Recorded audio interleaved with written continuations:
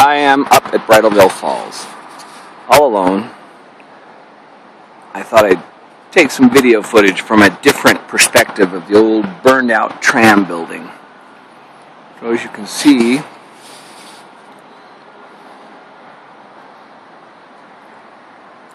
right there, that's where the cable was, right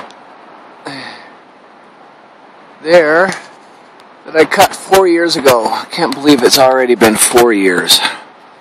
Anyway, here we are looking through the wreckage.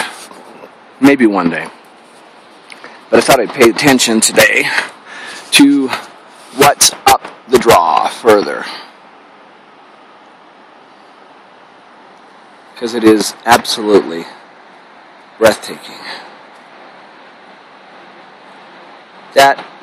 All that burned out forest right there, that's what we call the head wall. That's that brutally steep cardiovascular workout just to get up here, because you got to go through that forest.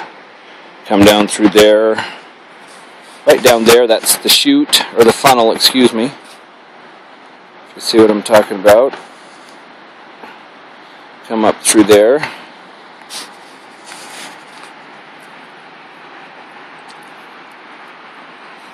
I have to be careful because I don't want to drop my camera. My phone, I guess I should say.